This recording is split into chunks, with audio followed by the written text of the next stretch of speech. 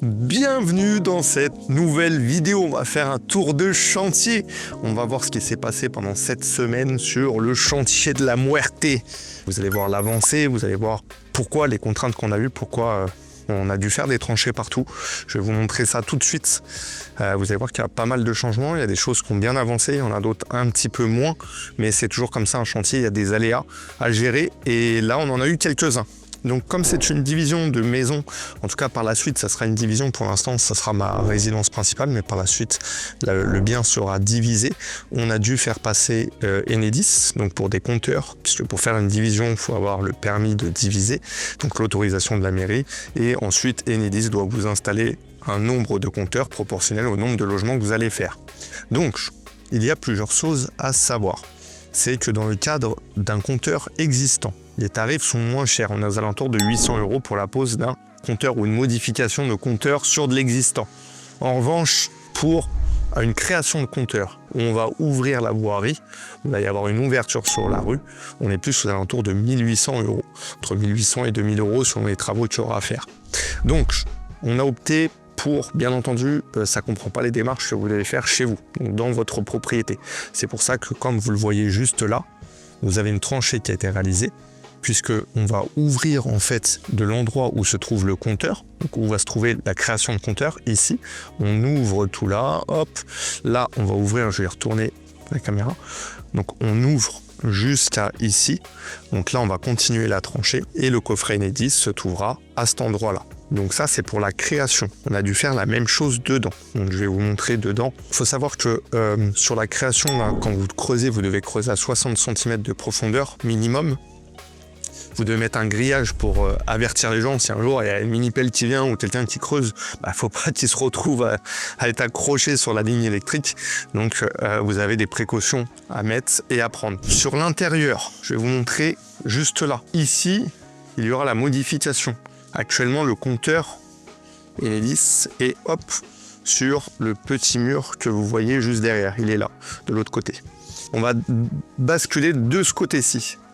Donc, il faut faire une modification de compteur existant, d'autant plus que le compteur existant n'est pas aux normes. En fait, ça passe par la toiture, ça passe au-dessus en aérien. C'est plus autorisé. Aujourd'hui, tout doit être enterré. Donc, on a creusé, comme vous le voyez, tout le long là. Pareil, 60 cm de profondeur. On doit mettre du grillage. On va devoir mettre des fourreaux. On va devoir mettre une gaine exprès pour pouvoir avoir les lecs. Et en fait, nous, on tire la gaine jusqu'à l'extérieur, jusque là où il y a le coffret existant. Enedis vient, ils vont tirer donc le câble jusqu'à l'alimentation et ils ne font que ça. Et pour ça, ils prennent 800 €. Enfin, que ça, entre guillemets. Donc voilà, pour de la création, c'est la même chose. Comme vous avez vu, c'est juste qu'il n'y a pas de compteur sur la route, donc ils vont devoir créer. Du coup, c'est pour ça que ça coûte plus cher. Donc maintenant qu'on a fini donc, avec Enedis, je vais vous montrer un peu l'avancée des travaux. Donc ici sur cette première chambre, puisque ça sera une chambre, donc tout a été ouvert. On a du carreau de plâtre qui a été installé pour délimiter la chambre, donc ici et ici. Il y a des saignées qui ont été effectuées parce que là il y aura le chauffage. Bien entendu ce mur sera déposé, comme je vous ai dit, on peut voir il y a le compteur Linky juste derrière. Donc en attendant que Enedis intervienne et qu'ils nous mettent le nouveau compteur, pour l'instant on laisse le muret. Ensuite sera déposé et là il y avait une cheminée qui va être déposé également. On a mis juste les morceaux de bois pour pas que ça s'affaisse et ça tire sur le toit et que ça tombe. Ici, il y avait le ferraillage qui a commencé à être fait. Les plafonds ont été ouverts aussi. Donc pour l'instant, il y a de la laine. On va mettre de la nouvelle laine de roche pour une meilleure isolation et on refermera le plafond. Il y avait à peu près 2,40 m de hauteur. Avec le faux plafond, on arrivait à 2,37 m. C'est pour ça qu'on a arraché tout le plafond et qu'on va replaquer pour avoir au minimum 2,40 m de hauteur sous plafond. Ici sur cette chambre, la fenêtre a été condamnée parce que dans le cadre de la division, plus tard quand on divisera officiellement, le mur en fait de séparation entre les deux maisons sera ici à l'intérieur, entre les deux chambres. Mais en revanche, à l'extérieur, il sera ici. Donc pour pas que les gens aient de visibilité sur le jardin de l'autre maison, donc de la maison de gauche, on a muré cette fenêtre et ça va être réouvert ici. À cet endroit-là, il y aura une fenêtre. Ici, donc on a tout a été plaqué de ce côté-là. Là, il y aura le nouveau tableau, donc celui pour lequel on a fait la tranchée à l'extérieur. Il y aura la porte d'entrée. Là, on voit que le couloir donc, a été plaqué. Et au final, ça fait un beau couloir. J'avais peur que ça soit serré, je vous montre. Mais ça fait quand même un beau couloir. Je ne sais pas si on se rencontre en vidéo, mais j'avais peur qu'on soit vraiment à l'étroit. Le fait d'avoir ouvert tous les murs, ça donne quand même de l'espace. Ici, il y aura les salles de bain, donc on peut le voir, il y a déjà les nourrices qui sont prêtes pour couper avec l'arrivée d'eau principale. Là, c'est là où on aura le meuble vasque. Ici, à la place du toilette, il y aura le bac à douche et le toilette ici.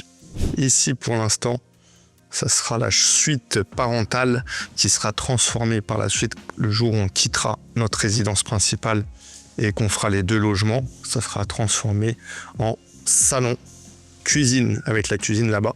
C'est pour ça que vous avez pas mal d'interrupteurs et de prises qui ont été tirées, surtout des prises, pour pouvoir alimenter après quand ce sera la cuisine, vous voyez au-dessus du plan de travail pour pouvoir avoir plusieurs prises. Donc là, les câbles ont été tirés. Et ici, ça sera une chambre quand la division sera actée, mais pour le moment, lorsque ça sera notre résidence principale, ça sera un joli dressing, un beau dressing.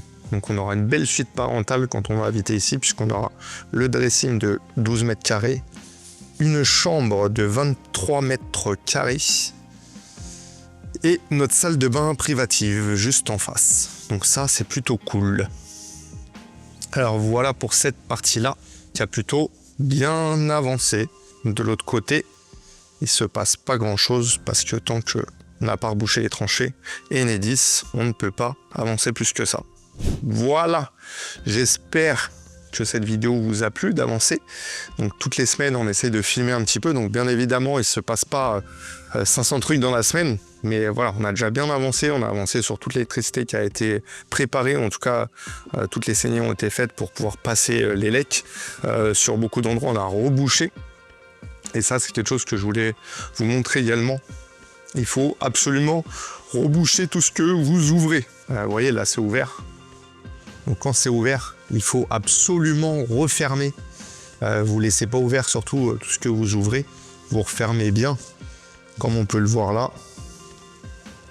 Vous refermez bien les saignées, obligatoire. Ne laissez pas tout ouvert, vous refermez toutes vos saignées. Et surtout, vous ne faites pas des saignées dans tous les murs. Et pas des saignées où vous attaquez les murs sur 15 cm.